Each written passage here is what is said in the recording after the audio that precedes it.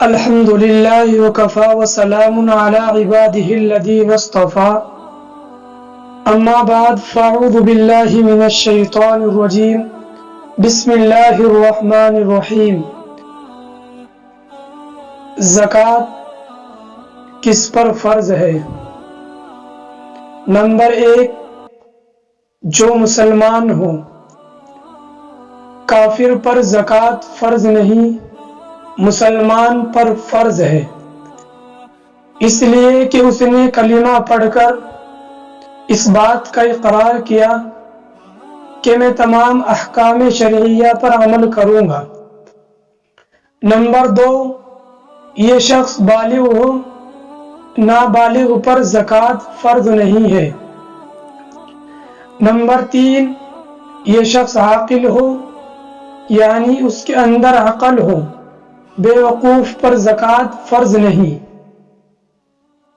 Number 4، یہ شخص صاحب نصاب ہو۔ نصاب سے مراد کیا ہے؟ نصاب سے مراد 52.5 تولہ چاندی یا 7.5 تولہ سونا یا اس کے برابر اس کے پاس پیسے ہو، اور اگر کچھ سونا کچھ چاندی ہو تو دیکھا جائے گا کہ اس کی قیمت 52.5 تولہ چاندی کے برابر ہے یا نہیں۔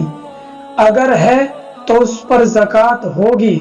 اگر کسی کے پاس کچھ پیسے ہے، کچھ چاندی ہے، قیمت ملائی جائے گی۔ اگر 52.5 تولہ چاندی کے برابر ہے تو اس پر زکوٰۃ فرض ہوگی۔ نمبر 5، پھر اس کے اوپر سال بھی گزرے، یعنی زکوٰۃ ادا کرنا تب فرض ہوگی جب یہ پیسے پورے سال اس کے پاس رہے۔ یہ نہیں کہ اتنے پیسے آئے تو فوراً زکوٰۃ فرض ہو گئی۔ نہیں، سال گزرنا ضروری ہے۔ جس دن اتنے پیسوں کا مالک ہوا، آئندہ سال اسی روز چاند کی تاریخ کے حساب سے اسی تاریخ کو اس کے اوپر زکوٰۃ ادا کرنا فرض ہوگی۔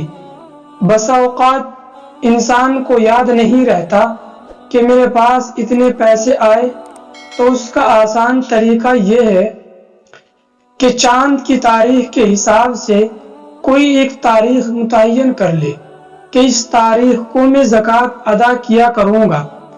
آئندہ سال جب وہ تاریخ آ جائے، اس دن جتنے پیسے آپ کی ملکیت میں موجود ہے تو اس پر زکوٰۃ ادا کرنا فرض ہوگی۔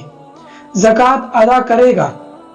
درمیان میں اگر کچھ پیسے کم ہو جائے یا زیادہ ہو جائے تو اس کا اعتبار نہیں ہوگا، حتیٰ کہ سال کے درمیان اگر نصاب سے بھی کچھ کم ہو جائے اور جو تاریخ آپ نے متعین کی ہے، یہ تاریخ اور آئندہ سال کی تاریخ اور آئندہ سال کی اس تاریخ کو پیسے کو مکمل ہے تو زکوٰۃ ادا کرنی فرض ہے، اس پر زکوٰۃ ہوگی، اس پر زکوٰۃ ادا کرنی ضروری ہے۔